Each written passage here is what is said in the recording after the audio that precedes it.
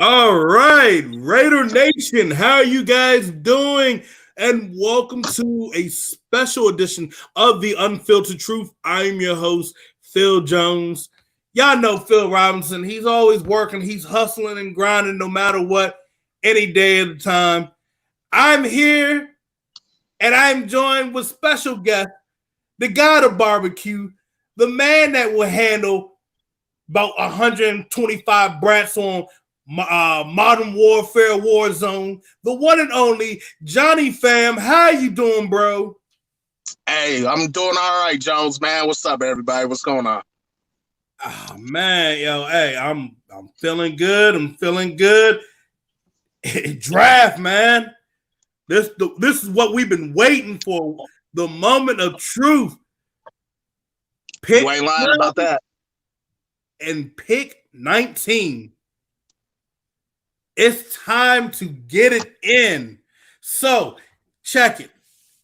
Everybody's been hearing, oh, the Raiders going to take a wide receiver. They're going to take a cornerback. And it's jumping left and right. So, with everything going on being like on Zoom and whatnot, here's the thing. Nobody's going to really know 100% anymore like how they used to know back at draft day, like last year and the year before. Everything is now being kept secret. It's because you don't have everybody in the same room. You got the coaches at their house, GMs at their house. Shit, you got the damn commish hiding in the basement. So, that being said, Johnny,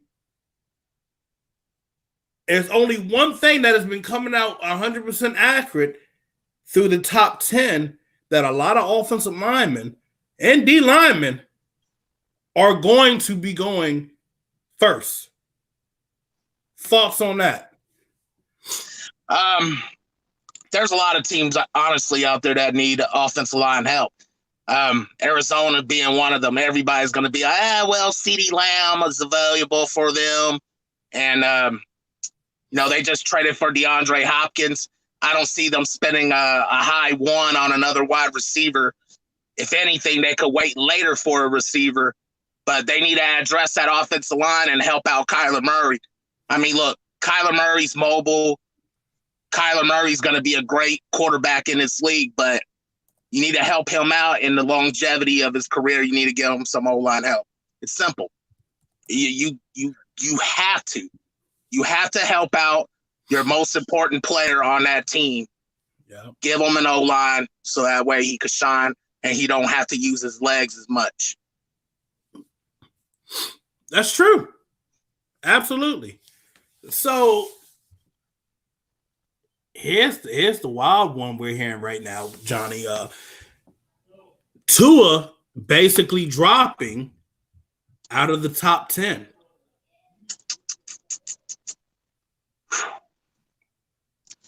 All right. So real quick, Mayock addressed this earlier on about, talking about prospects and talking about the injuries and checking out their medicals and all that stuff. If the Raiders have any legitimate interest in Tua Tagovailoa, shout out to the Samoan homie. All the ooses in the world. What's up? If the Raiders did their due diligence on Tua Tagovailoa, you better believe they already checked out his medicals. The question is Big Bad Mayock and Chucky Gruden willing to roll the dice and grab Tua if he's there? I think it's possible, but, I'm not saying it's going to happen, but I think it's possible. I really do.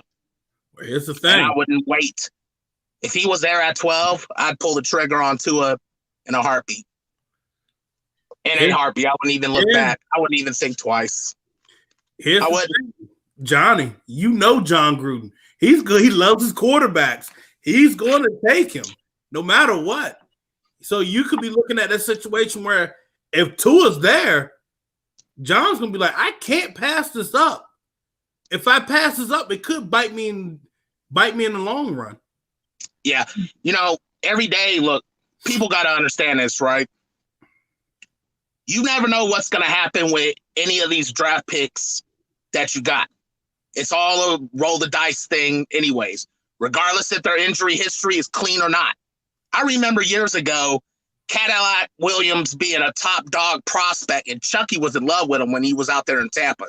Chucky pulled the trigger on Cadillac. Cadillac had a clean bill of health, everything. Coming into the league, he was healthy, 100%. You know, he was running wild. He was a beast. And all it took was one good shot to his leg in that game against the Carolina Panthers for it to ruin his career. So it doesn't matter whether you have an injury history or not. One play could end it all, just like that, in a snap of his finger. And that's what some people got to understand.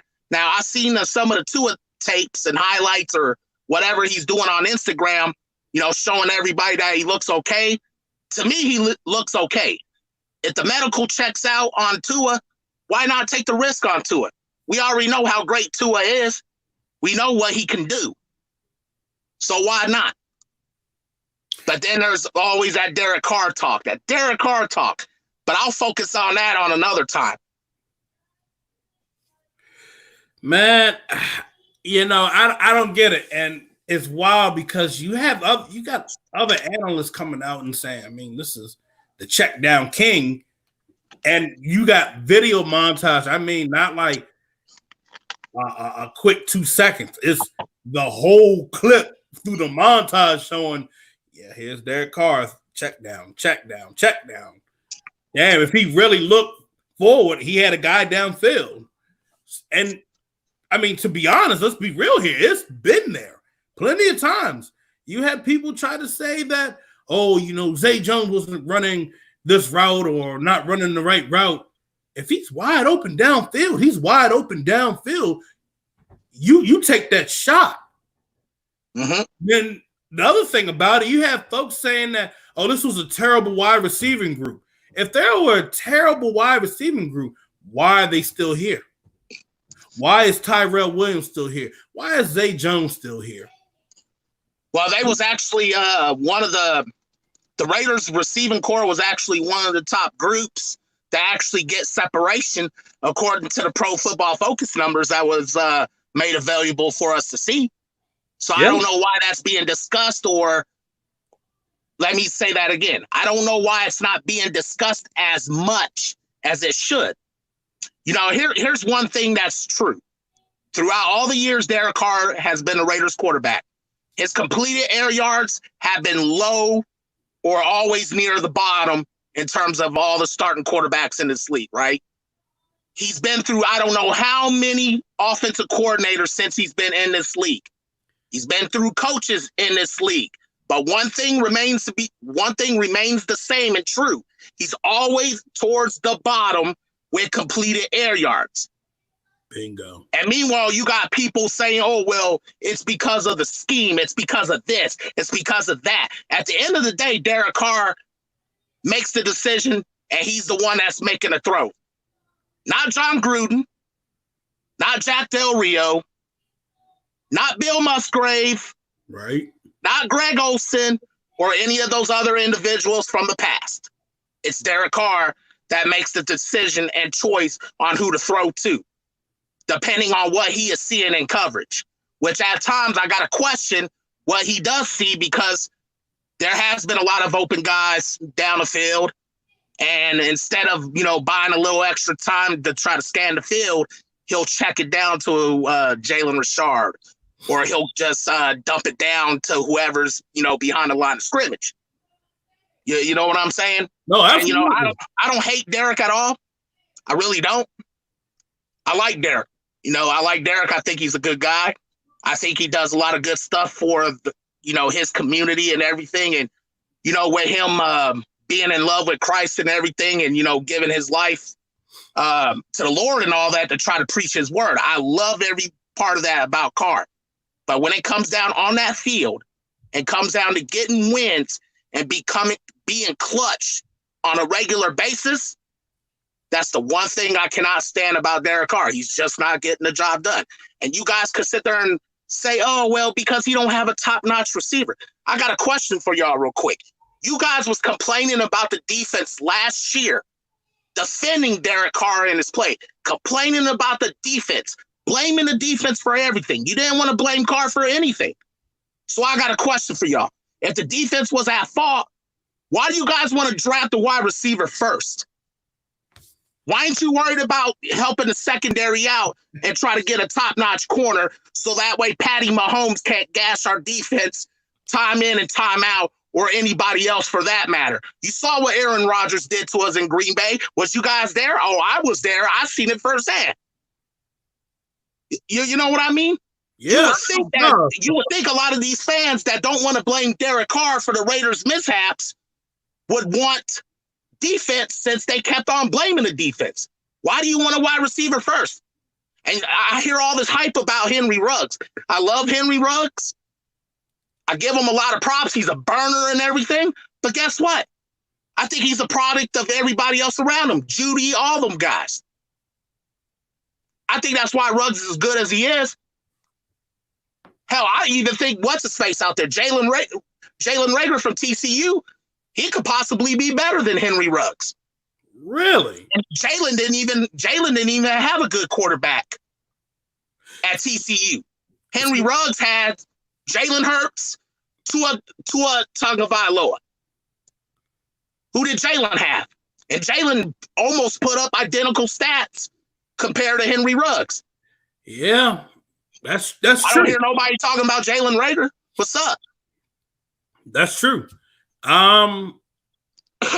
So right there that you said that, and I know my last mock draft that I did, I had the Raiders taking, I believe I had them taking Ruggs, and I had them taking Jefferson. But looking at how everything's been going, I'm gonna be real here.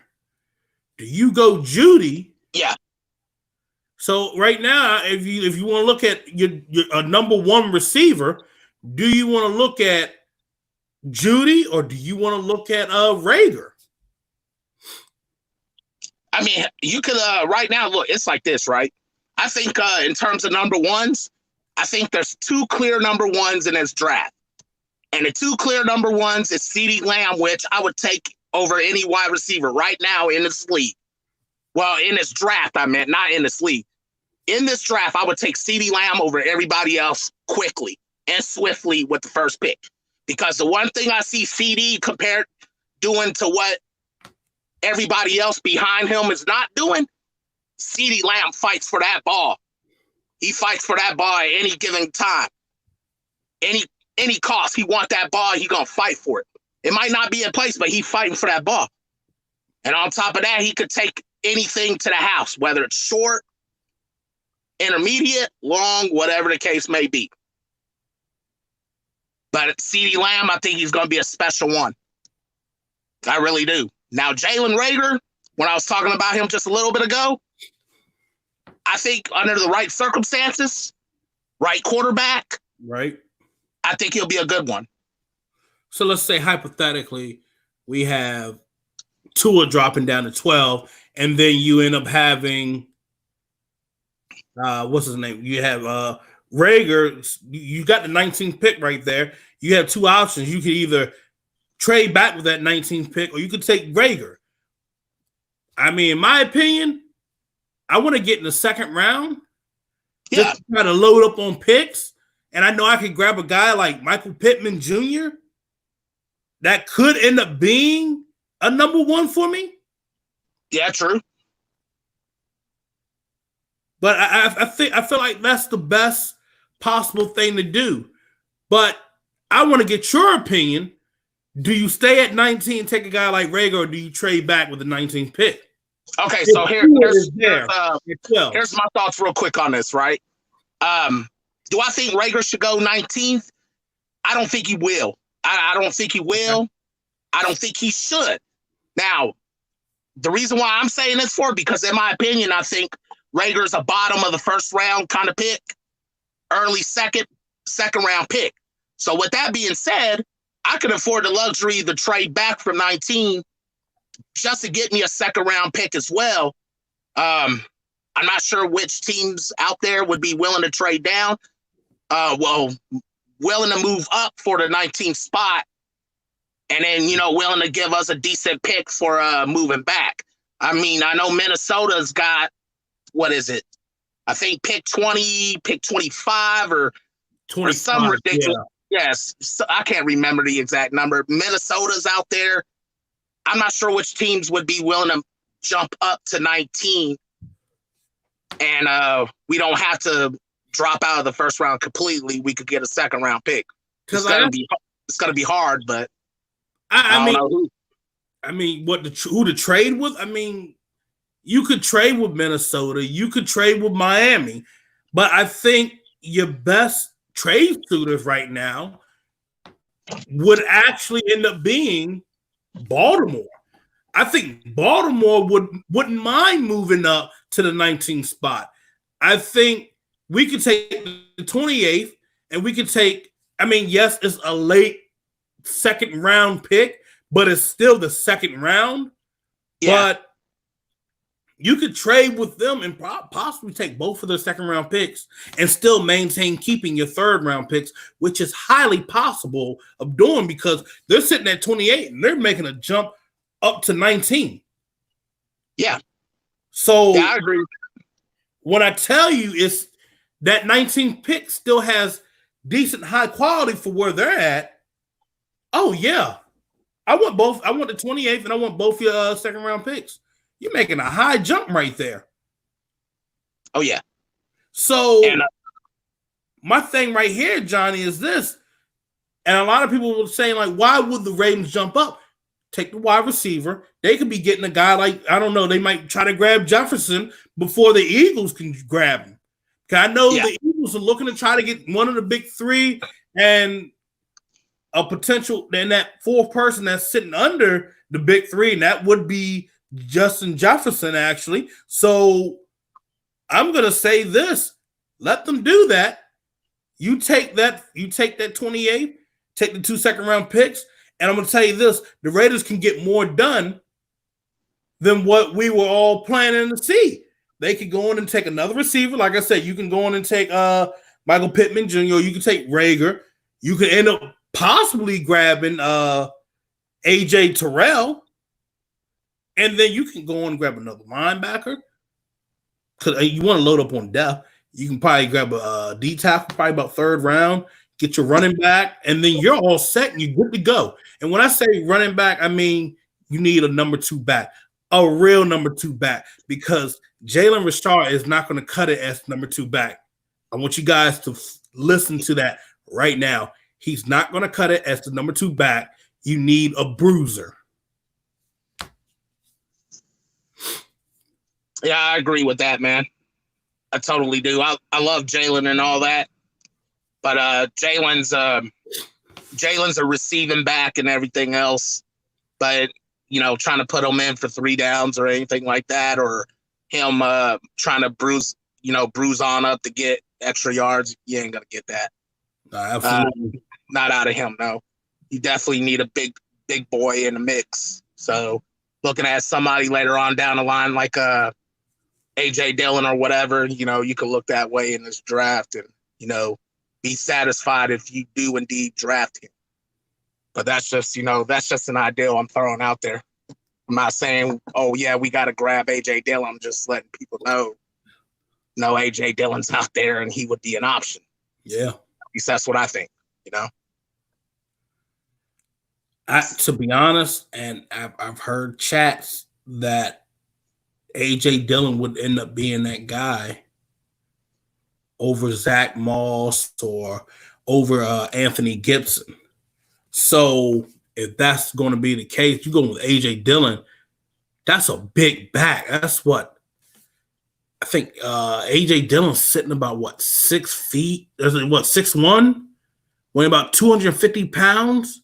Yep. Man ran a 4.5 flat. I mean, you know who that reminds me of a little bit? That reminds me a little bit of Michael Bush.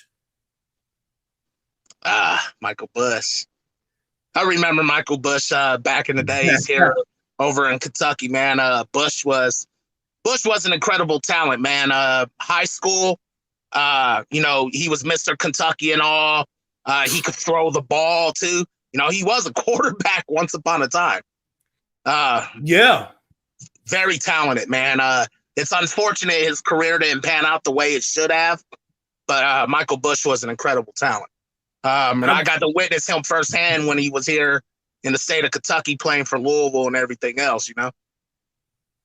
Nah, definitely. And I think the thing about Michael Bush, I felt like if he had ended up staying with the Raiders, I think he still would have been flourishing right now. I think when he went to the Bears, and I think he even said something about that they had misused him and his career just kind of ended up on the bench, and that was it. Yeah. I feel like if he ended up staying with the Raiders, I think he would have dominated. That would have been a nice backfield for a couple of years. We wouldn't have been struggling, being ranked like 24th or 25th in rushing. A lot of stuff could have planned up right, but, you know, shoulda, coulda, woulda. You know, it is what it is, and it's in the past. And our focus is what's going down with less than 24 hours. Yeah, and here's the amazing part about Michael Bush too, man. And you know, Chucky should keep this in the back of his mind, right? Because of what Michael Bush did, because of what Michael Bush and all them did. Remember, Chucky's last game as Tampa's head coach, all they had to do was beat the Raiders, and they would have been in the playoffs. Right. But guess who ran the ball down their throat? Guess who took care of business and then got Chucky out the door? The Raiders won, and Michael Bush. You know what I mean? A big bruising back gave him a living hell. So you look at this team right now with the acquisitions that we added through free agency. You look right now, you got a quarterback controversy right now. We're going to be realistic right now. It's between Derek Carr and Marcus Mariota. And then your third quarterback is going to be sitting most likely is Nathan Peterman. Yeah. You look at the running back situation, you definitely need someone to truly back up Josh Jacobs, like we were saying. Get a guy in the draft like A.J. Dillon. That's going to be a little cheap. You're solid at fullback. You got your wide receivers in Tyrell Williams, Zay Jones, Hunter Renfrow. Who am I missing? I feel like I'm missing somebody else. But really, that's who you really got right now. And then you look at the tight end room. Jesus Christ, you look at the tight ends that we got. I'm like, damn, something's going to be happening. We're going to be utilizing them more than ever. Or, you know, you're going to end up having some cuts because you got right now Darren Waller, you got Jason Witten, Foster Moreau, Nick O'Leary, you have Derek Carrier, and you have Paul Butler. Yeah. Johnny, they're stacked. Oh, yeah. Nelson Aguilar, that's who the other receiver they had. Thank you. So they do have speed. They have some speed on that receiving core, but they need a definite guy that can, hey, I can catch this. I can get this job done. I can dominate on the outside. That's true. They do. And here's the thing, man, and I'm trying to tell people like this, right? You don't necessarily have to go wide receiver with your very first pick. You don't have to. And the reason why I'm saying this is because this class is so deep. This class is so deep. So why not address all the immediate needs that you're going to need right off the gate? Yeah. I mean, you know, if you know there's a position out there that needs to be filled and you feel like that guy, you know, at that spot is better than what's out there, then yeah, take him. Absolutely. But, you know, just don't try to grab a wide receiver right off the gate because you swear up and down you need him. You know, it's funny to hear all this arguing over Derek Carr and everything. Give him a number one wide receiver, you guys say, but you didn't want to blame him at all for anything that went on last year, especially towards the end of the stretch when the Raiders were 1-5 when they were 6-4. and they had a legitimate shot at making the playoffs, ladies and gentlemen. But you didn't want to blame Derek Carr for going 1-5 down the stretch and for him not being able to have a good second half. You wanted to blame John Gruden and the defense. You wanted to blame Gruden's play calling, but there's film out there that's showing people getting wide open in the second half of games. A second half that Derek Carr seemed to be missing in. There was a lot of games to where Derek Carr had almost 200 yards passing in the first half. And then turn around in the second half, he couldn't even crack 100 yards passing. But you guys don't want to talk about that. You're too busy talking about the defense. You're too busy talking about the defense, man. But when it comes to this draft, you want to say, oh, let's get the wide receiver first. For what? So you could complain about the defense again? That's what y'all was doing last year. So, okay, you want to complain about the defense? We need another corner. We need to make the backfield, the back end, the safety position stronger. Then grab the top dog corner or safety with the first pick. Simple. Yeah. Simple. Or you could try to trade down, get picks, whatever the case may be. But in my opinion, I feel like the defense is mandatory right now. Oh, besides the quarterback position. But that's just me. That's just me. I'm sorry. I can't sugarcoat this. Like I said, I love Derek Carr as a person, great person and all that. But if I'm asking, is he on the level of Russell Wilson and all these other quarterbacks? He's not. And we need a franchise quarterback still. That's just my opinion. We need another franchise quarterback. Whether you agree with me or not, hey, it is what it is. I can't help y'all. But I feel like in this draft, our first two picks need to be quarterback and corner. But that's just me. That's real. That's real. Me. You keeping it real, man. That's all I want. Keep it real. And, the funny thing about, we talk about quarterbacks and all, and I'm going to be real. One thing that irks my nerves, and you're a defender, you cannot tackle. And I'm seeing that with a handful of these cornerbacks out here and the safeties. It's frustrating. Yeah. Delpit? I heard Pro Football Focus literally say, "Oh, you'll be fine. You still need to take Delpit.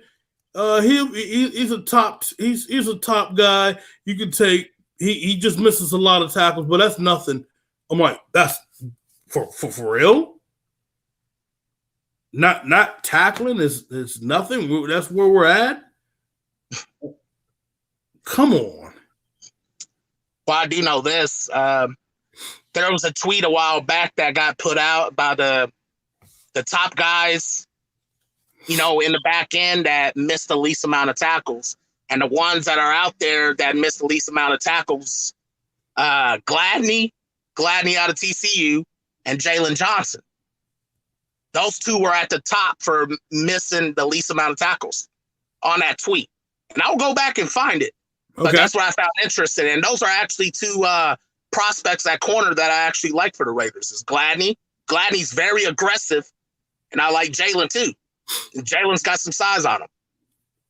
Jalen, the only thing that's bugged me is his injury history. That's the only thing that sticks out to my eyes is his injury history. When guys are taking that wear now I got to keep an eye on this guy. Like, how many games am I going to have him for? Am I going to be able to have him for a full 16 season? Or at least am I going to have him for about maybe 14 games? Or I'm only going to get him for single digits, looking at probably about 9 games. That's something you got to realize and you got to think about. I mean, yeah, this risk and reward right there with Jalen Johnson. But Gladney, I like a physical corner. I mean, yeah, he may be about I think he's 5'11", but I'll take that chance with him being 5'11". If he's going to jump up, he's going to be physical, he's going to go in that receiver's face. I'm all for it. I'm all for it. Now, the thing that's worrying me right now, because now, me, you got to pay attention to all 31 other teams because that is literally your opponent no matter what.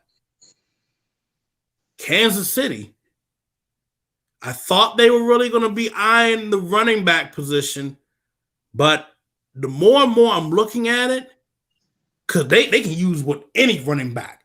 It doesn't matter. They can find the homeless man around the corner, play running back, and he still probably get about 85, 90 yards in that game. But the thing that hurt Kansas City the most is their secondary. And I'm worried. I'm thinking to myself, they might just grab Gladney. Well, it's not just the secondary for Kansas City or whatever, right? One of the biggest issues, the main outlier for Kansas City's defense was the run defense. They were very pathetic against the run last year.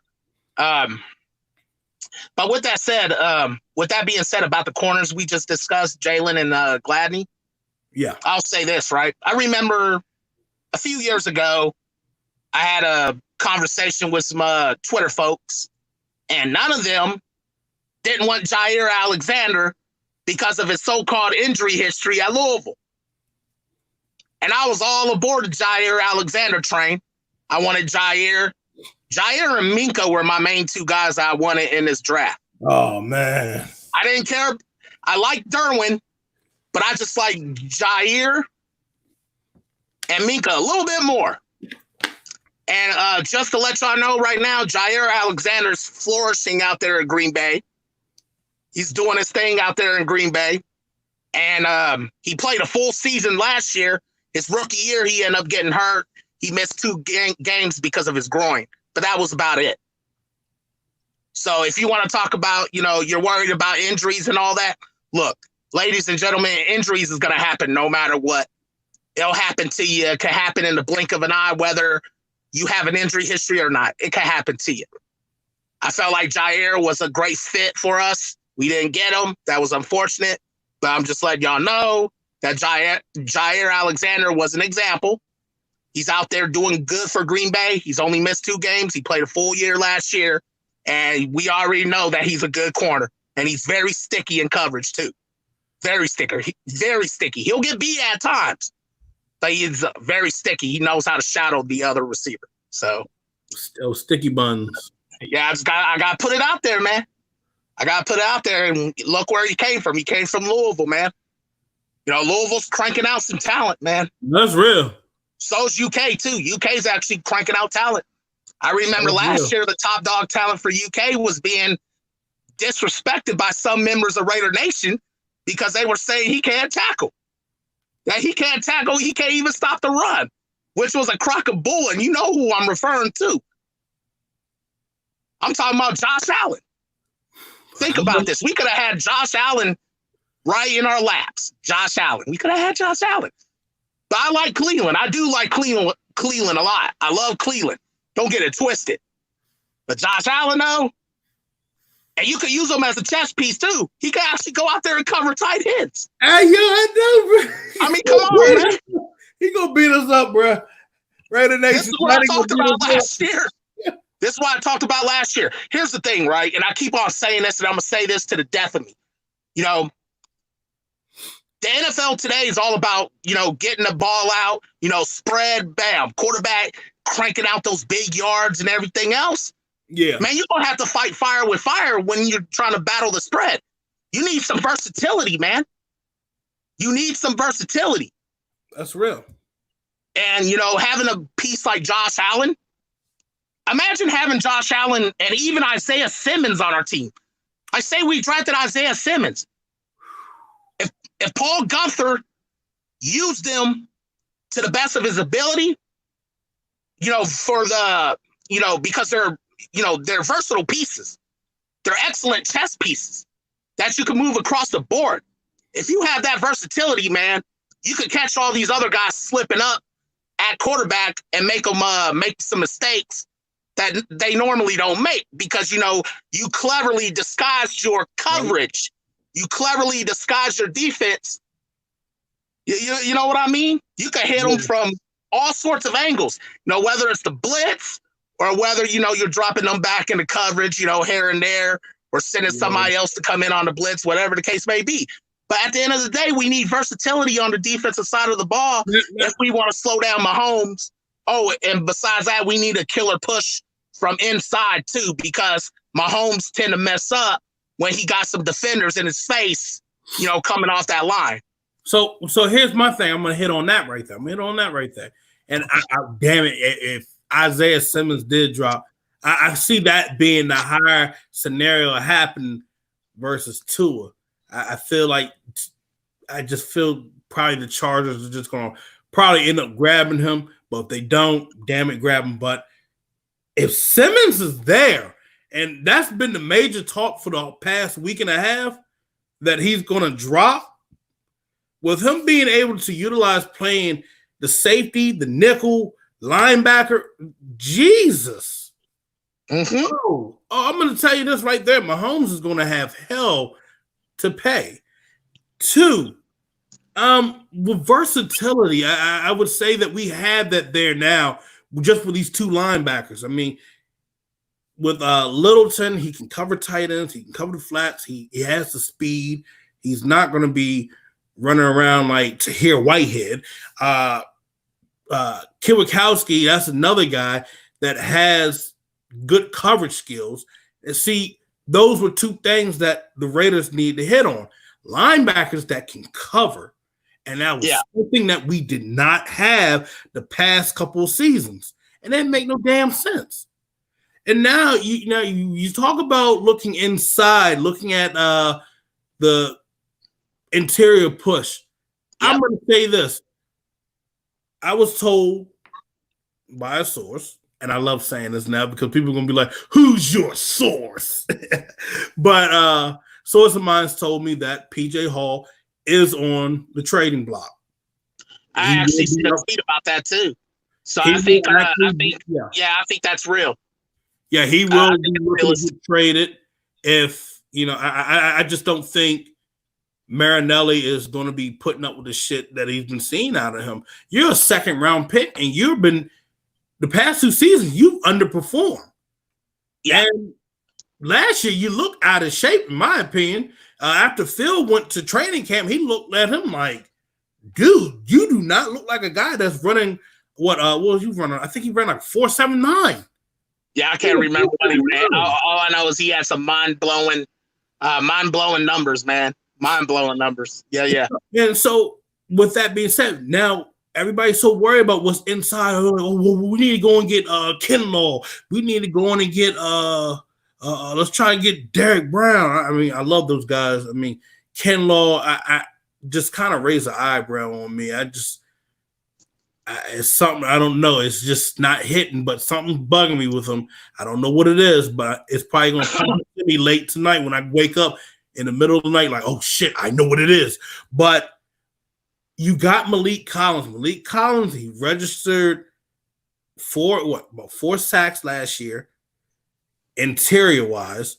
And you can see with the speed he has and the strength he has, he can generate a strong, dominant push that can literally help out with Maurice Hurst. Maurice Hurst can do the same thing. It was just Maurice Hurst was dealing with a shit ton of double teams because,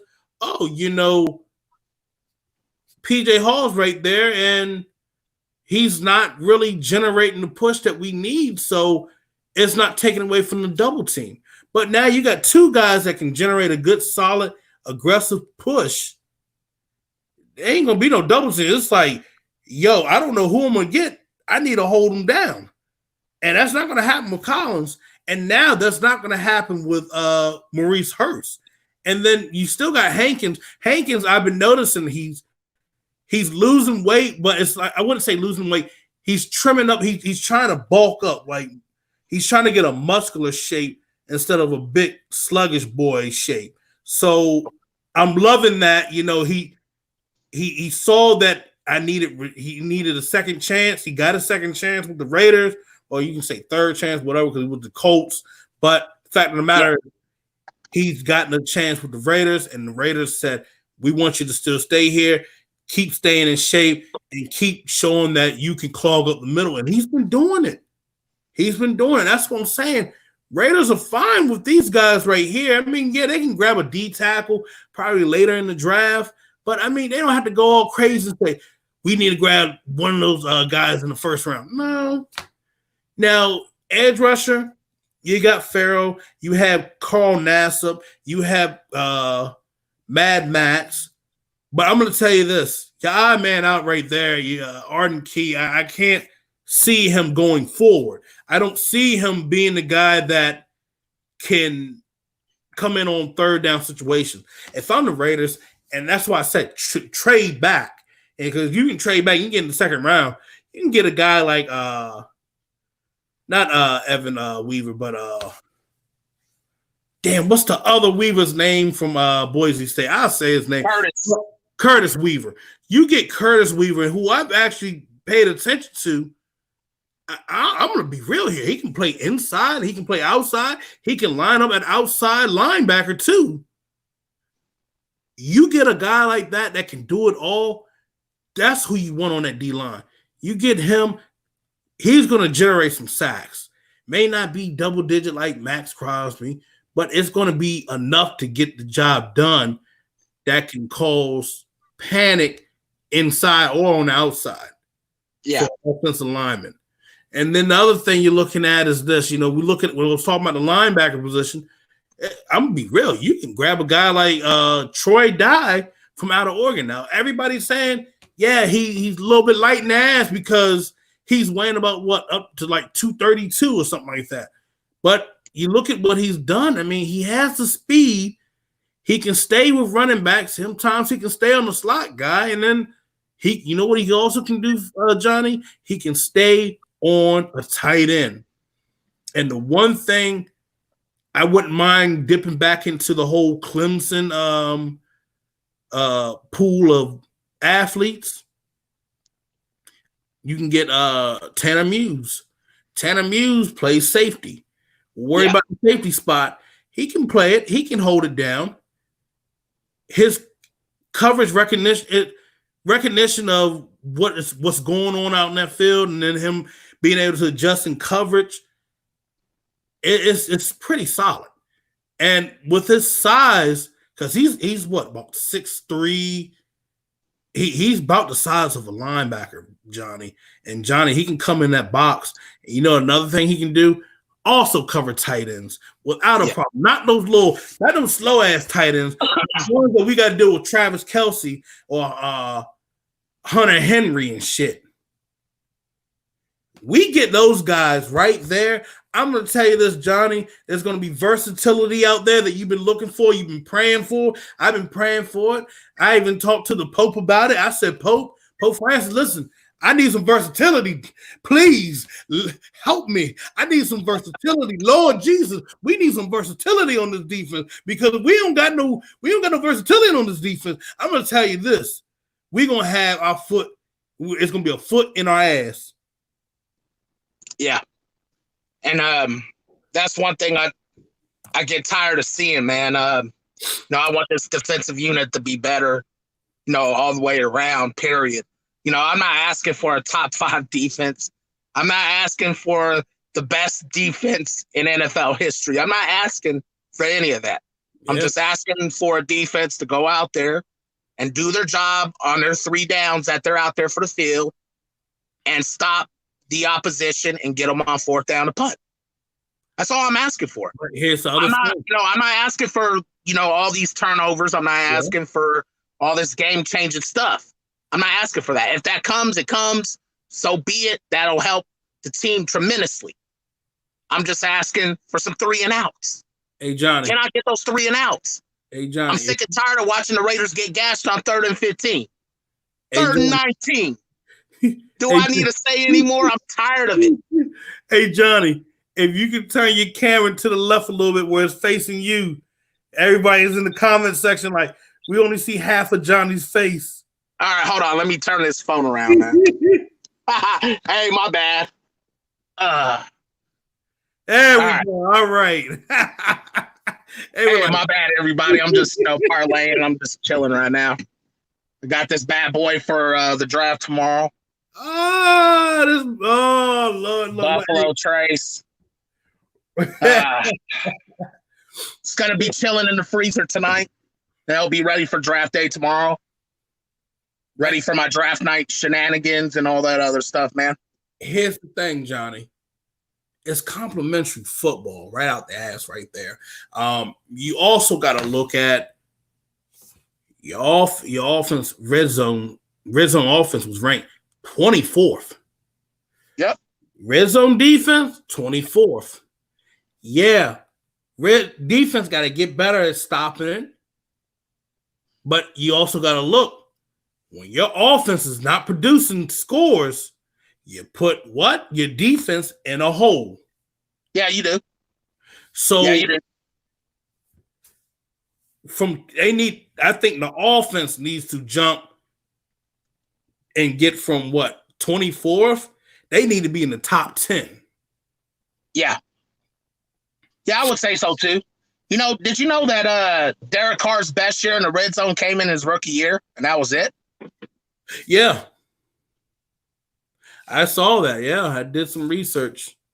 I pulled out the book of Leviticus like shit. I mean, it's Johnny. I'm gonna be real. And people know I defended Derek Carr to the point where I was ready to get in some brawls. So I was like, "Hey, say something about my quarterback. Say something one more time." Speaking of which, I gotta bring this up. I gotta bring this up to the chat. I gotta bring this up to the chat. So a while back, I want to say maybe a week ago, I actually did something that I haven't done in a while, and I actually reached out and I communicated with two of my buddies on Sirius XM NFL Radio, Moving the Chains. Shout out to my pals, Jill Miller and Pat Kerwin, right? Jill Miller and Pat Kerwin. Every football diehard knows who these two individuals are. With that being said, they were so shocked to hear me talk about moving on from Derek Carr. They did not expect that out of me at all, not one bit. And I gave my reasons why I wanted to move on. But they know, those two individuals know that I love Derek Carr a lot from the beginning. But like I said, here it is. It's 6 years later, going on 7. At what point of time are we going to see the rewards for being patient and keeping Derek around? That's the question that needs to be answered. And if Derek Carr is our quarterback for this year, so be it. And that's okay. I'm fine with it. I'm not going to have my feelings hurt because at the end of the day, I'm a fan of the organization. I'm a fan of this team. So, I'm still going to cheer the team on regardless. Just because I don't want Derek as our quarterback no more doesn't mean that I'm going to hate the organization if he is our quarterback this year. Nothing's going to change. I'm going to be a Raider fan. I'm not a player fan or anything like that. I'm a Raider fan first. And I do love the players too. But I'm a, fan of this team. So I'm rooting for the team. I'm not rooting for one guy. I'm rooting for the team. At the end of the day, man, I'm hoping that, if Derek is our quarterback this year, I hope this is the year that everything finally turns around. But after witnessing what I've been seeing for the last 5-6 years, I'm not sure if that's going to happen. Even if we do have a CeeDee Lamb, wearing a Raiders jersey, or a Jerry Jeudy wearing our jersey, or a Jalen Reagor wearing our jersey, or whoever it may be. This is all going to fall on Derek's lap, especially if the defense gets better. Now, if the defense gets better and the defense improves statistically, all right, I don't want to hear no BS from the fans out there saying, oh, well, the defense wasn't top 5 in turnovers, or the defense wasn't this, or the defense wasn't that. If the defense gets out there and does their job, and they're able to get us the 3 and outs that we need so the offense could get on the board, on the field and put points on the board for us, I don't want to hear no excuses about the defense. None. Nada. I don't want to hear no, this is it. No time for excuses. The Raiders are going into a luxurious, excellent looking, bling-blinging stadium this year. They're going into Vegas. They need to go into Vegas. Right here. They need to go into Las Vegas and they need to represent. They need to win. Yeah. Do I feel confident with Derek Carr at the helm for us to win? I don't feel comfortable about it. And at the end of the day, that's what's most important to all of us is wins. Yeah. Just win, baby. And you got to win. If you don't win, what's going to happen to that Las Vegas stadium and all those PSL holders? Ooh. What's going to happen with them? You're going to see frustration. You're going to see all sorts of stuff. The asses ain't definitely going to be in the seats. You're going to see some empty seats, whatever the case may be. That's why it's important to win right now, man. We have to. Absolutely.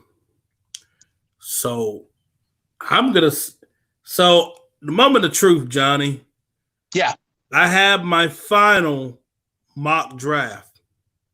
Okay.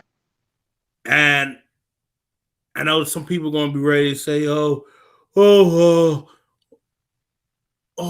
it's not going to happen. But here's the thing. We don't know what John is going to do. But I will say this. You hear a lot of, I think I lost John. Oh, there he is. Hold up. Yeah, I'm still here. I'm just waiting. All right. Well, here's the thing. We lost you for a minute, but here's the thing with John Gruden and Mike Mayock. If you heard this a lot about one player that he's indecisive, decision making's not there. It just reminds me of a player that,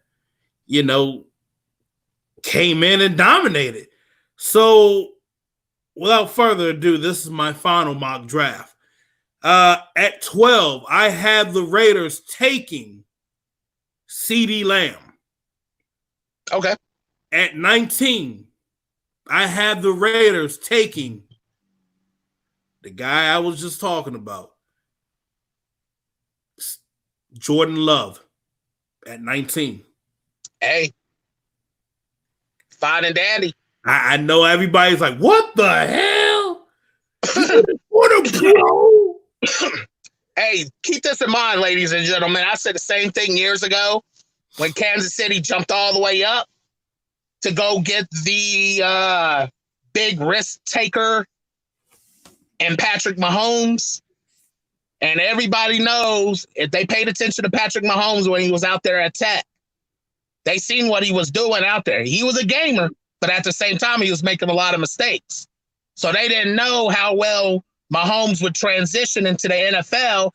And actually, the Chiefs were actually ridiculed for that pick because they passed on Deshaun Watson and traded all the way up to get Mahomes. They could have had Deshaun Watson, but Andy Reid and them wanted Patty Mahomes. And I'm going to tell you another thing about this.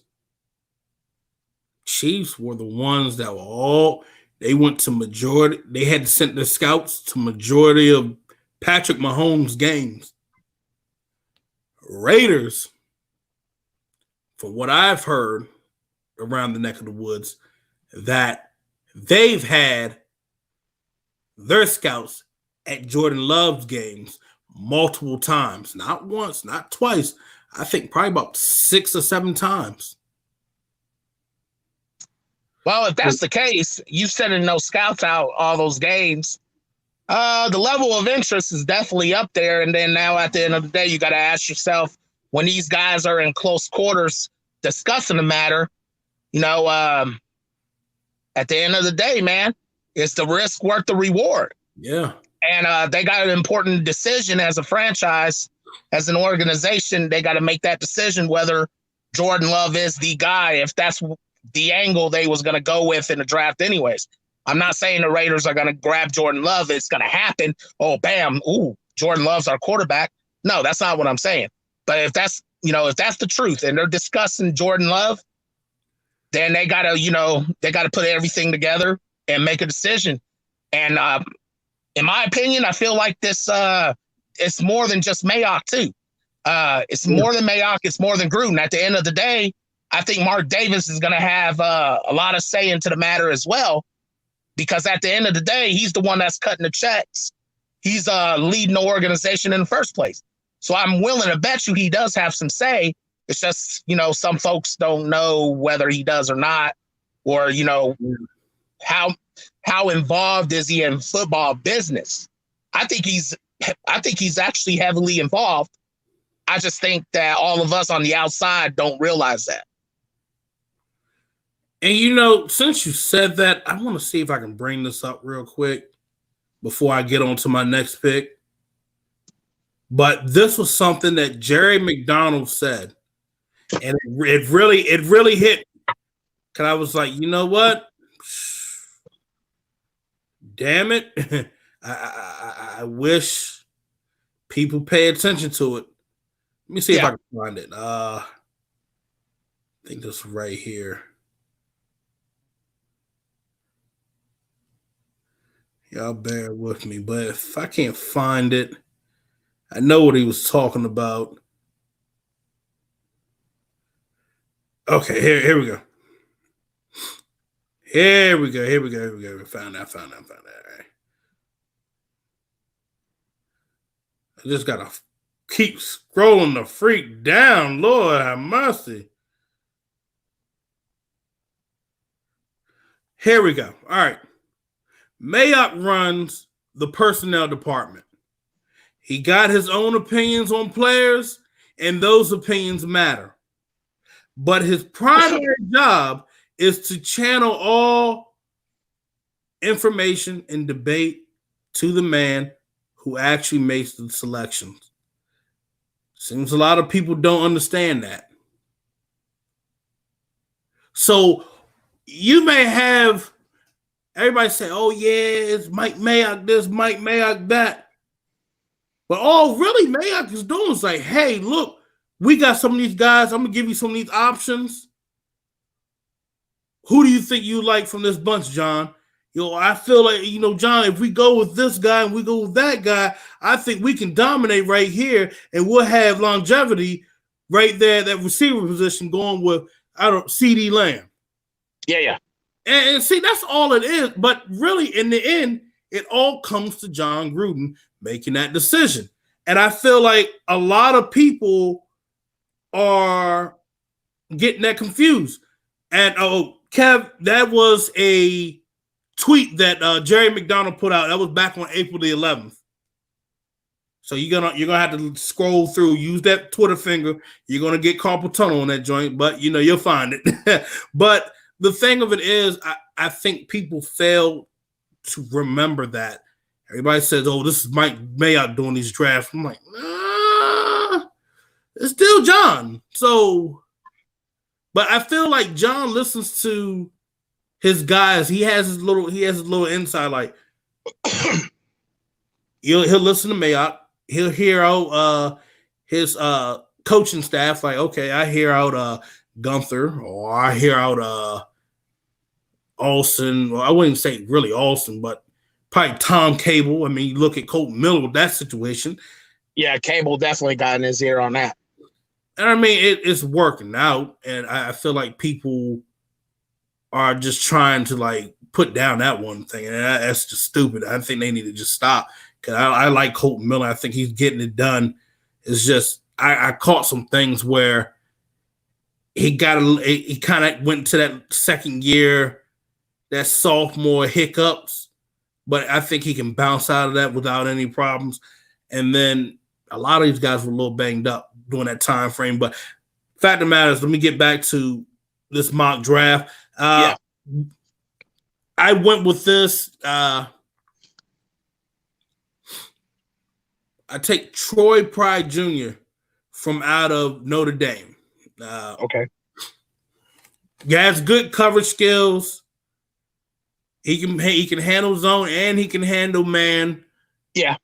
And the thing about it, and I was talking to Mike Loxley from University of Maryland. The one thing that he's noticed with a lot of these corners, they're not, and I don't even think it was just Mike Loxley talking about it. I think it was also Deion Sanders talking about it. A lot of these guys, if they're going to do man coverage, they're not committing to the full steps of man coverage. And that's why you see a lot of guys struggling with this. But I noticed with Troy Pride Jr., he can maintain it. I think what our DB coach is going to have to do, they're going to have to really tighten up on these guys doing man coverage and get them doing a better job than what we're seeing out there out of the younger guys, because the younger guys doing man coverage has been looking subpar. So everybody is saying, oh, that's tight man coverage. I'm like, no. Part of the problem with man coverage today with these guys is there's a lot of corners out there that's not tracking the ball the way they should. Thank you. That's been a big issue. That's been a big issue. They're not looking for the ball, bro. The problem is they try and get up all in here, and they're getting called for pass interference where you should have. And what I was always taught, like when I had to play linebacker and I had to cover some guys, your backhand right here, have it on the receiver. Have it on the receiver where it doesn't look like you're doing any grab handle or anything, where it doesn't look like pass interference. And you know what that also helps? I'm still able to track my receiver on me, and I can still turn my head to the side and say, oh, wait, I see the ball now. The problem is a lot of the corners are getting their head caught up in the backfield with the quarterback, and it's killing them. Well, you got to know, you got to know when to look. You got to know when to look and when not to look. It's just like the same as me playing Call of Duty. You got to know when to peek and when not to peek, man. Or, in the great that's the difference. That's the difference between getting a kill and getting shot and killed. You got to know when to peek and when not to peek, man. Hey, in the great words of the late Kenny Rogers, you got to know when to hold them, when to fold them. That's right, man. But it's the truth, man. It's not a lie. It's definitely not a lie. But I feel like that's a decent pick, and he can still come in and be a starter. If he can come in and take the number 2 job from right now, it could be currently Nevin Lawson, because I feel like Trayvon Mullen's going to fight and take that number 1 spot. Linebacker, we went on and took Troy Dye. Like I said, I feel like with his height and size, he's versatile where he can handle the coverage. But, I feel like he's going to need to put on a little bit more weight. But this is a guy that you can kind of slide in and do some sub package. You can get a little sexy with your scheme on defense, something that we haven't been able to have. And the problem has been going on with our linebackers. They don't have the speed. But now you have linebackers that you brought in, and they have the speed. And damn it, here's another guy.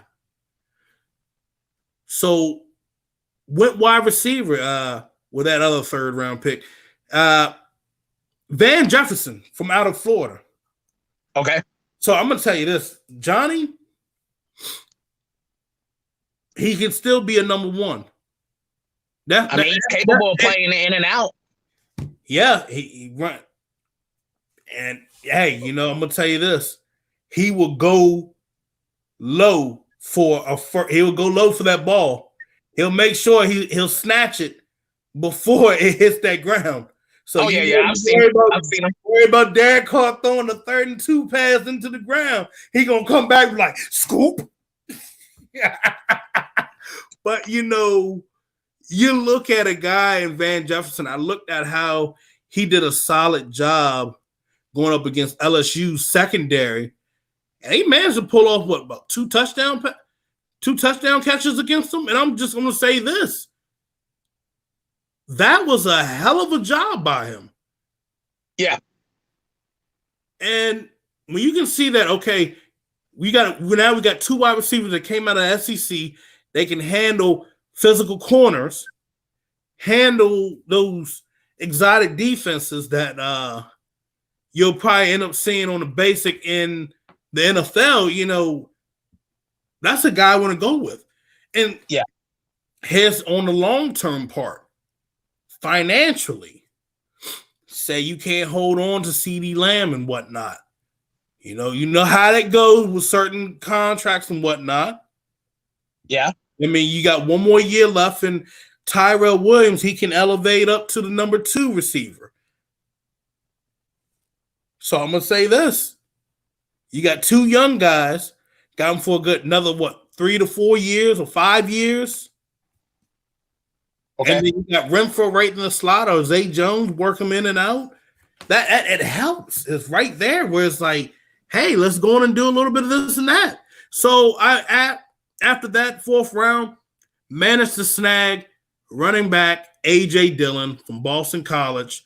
You get a big bulky running back in him who can run through a mother, you know what? Yeah. Pumping that. He's actually running. He's 247, but he's basically 250. Ran a 4.5 with that speed behind our offensive line with his strength and size. Johnny, we can dominate with a 2-headed beast with him and Josh Jacobs. Yeah, I agree with that. I do. Last pick of the draft, I went on and headed down to good old Clemson and got old good boy Tanner Muse. Tanner Muse can come in and play a little bit of linebacker on the weak side, and he can drop back and play safety. Because I think when we look at that, basically you're looking at the end of this, you look at Abrams playing free safety. I mean, you got Randall that can play free safety. Randall, I got to look at his tackling skills a little bit more. He was on the iffy side last year. Yeah, mess with him. You can have Heath play inside the box, or you can have Tanner Muse play inside the box.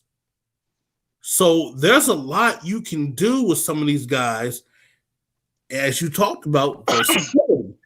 And then, you look at a guy like Troy Dye, you can kind of kick him out a little bit wider, but Troy Dye, with his height and size and with the speed he carries, is basically like another safety. Yeah. So when you look at it in the end, the Raiders have versatility on that back end of the defense, and they have versatility up front. So if that happens right there with that draft, Raiders are going to be set. They don't have to be the number 1 defense, like you said, in the NFL. They could probably be, and to be honest, I'm going to say this right here. I don't think Paul Gunther even lasts to even get to week 1 or week 2 of the season. And they just say, F it, we're going to go with Rob Marinelli. Okay. We go Rob Marinelli. And you've seen how this defense has been in Dallas. They've been either within the top 10 or they've been within the top 15. Nowhere less than that. And I'm going to say this. With the Raiders being around in that's all you need right there. Yeah. And you look at offense, you could go with Mariota this year. Derek Carr decides to step up and show that in the name of Jesus, I still have some strength in my body to throw and get the job done for you guys where you can see another playoff game. So be it. But if not, we could, like I said, you could look at a quarterback competition going down. And that's something we haven't had really with the Raiders since Terrell Pryor? Yeah. And I got to put this out there since you just said, competition. Look, I want everybody to think this over. There is no way in hell that the Raiders organization is willing to pay the incentives that they're going to pay Marcus Mariota to come in and just support Derek Carr and that's it. No. He's not coming in to support Derek Carr. He's coming in to push Derek Carr to the brink and possibly take his job. You don't put all those incentives in his contract if you're not going to have him come in and fight for the job. Trust me, Mariota's coming in to fight his ass off for that job or for a potential job down the road. Trust me, he's not going to sit this out and say, oh, well, I'm just here to support Derek, and that's that.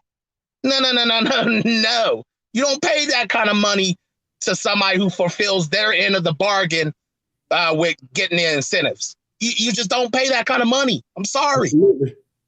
You just don't. He's going to come in and he's going to push Derek. Now, whether or not he takes the job or not, that remains to be seen. But he's going to come in to push him. He's not going to come in and just kick back and sit Mai Tais on the bench. Nah. It's not going to happen. No, absolutely. Point blank. Absolutely, Johnny. So, Johnny, there's that, man. Look, we didn't dove in. We didn't cover the offense. We didn't cover the defense. We're covering our quarterback situation. We're covering that, hey, we're looking at a new number one. There's no more excuses for this team. This team, hey, offense, your red zone offense is 24. You got to move up from out of that spot. Same with the red zone defense. You got to get a little bit better. You got to get a little bit better up front. You got to get a little better on the back end. Linebackers have gotten upgraded. Got some upgrades within that secondary safety-wise. Need a few more spots for the corners. And then really the O-line is pretty much good to go. Tight ends good to go. Running backs good to go. And your edges are really good to go. So that being said, it all depends on how things play out tomorrow night. It's going to be interesting. We could be seeing some trades go down or we stay the course and go 12-19 with those picks. So we'll see. But, hey, Johnny, I appreciate you coming on tonight and doing this with me. Tell the folks where they can find you at on Twitter. All right. So anyways, I appreciate, you giving me the time to come in here and chat with you about, Raider football or whatever. You can find me on Twitter at Johnny, JOHNNY, fam, FAAM. I like talking Raider football with everybody. Just, follow me if you want to. If you don't, it's cool. No love lost, no nothing, no hard feelings. Everything's good. Everything's good on my end. I'm sure everything's good on y'all's end. I hope everybody stays safe through this whole ordeal. You know what it is. Absolutely, Johnny. Absolutely. Hey, you guys know where you can find me at. You guys can give me a follow at Phil Jones NFL. If you look over on the bottom left hand side of my my video spot. Okay. There, you guys can go on and follow me from there. Appreciate you guys tuning in. I know this is a little bit later than what I usually do, but appreciate you guys in. You guys can recap this at YouTube on the Unfiltered Truth YouTube page. Just follow that link back through there. Go and recap if you missed it. It'll be up for everybody to view. Also, you guys can watch the draft with me and Phil Robinson. Johnny Fan probably end up joining us. CJ, Matt Fallon, Ray Spitter, he's probably going to end up joining us. And we're going to live stream the draft for you guys tomorrow. And Matt, we're going to try to do a little debut with the t-shirts. So y'all stay tuned on that one. And I will, after the draft, I will be doing a private Zoom party. We can all talk about what went on in the draft for tomorrow night. I have a Zoom party. We'll be drinking. We'll all have a good old time. So if you guys want to join up in the private Zoom party for after draft, let me know. Message me. Hit me in the DMs. Message me. I'll give you the link, and we'll have it all set up, and you guys can party with me, and we can talk football. Johnny Fam, I know he's going to be there because he's going to love it too. He's going to bring your beverages. Get your beverages, your shot glasses, your beer, everything ready. Your barbecue. everything ready. Be ready tomorrow night, man. It's gonna be a good one. It's Absolutely. And Raider Nation, yes, y'all can drink with me. If you really want to party with me, if you can hold up and party with me, let me know. Message me at Phil Jones NFL on Twitter. My DM is open. And shit, I might have barbecue too. Shit.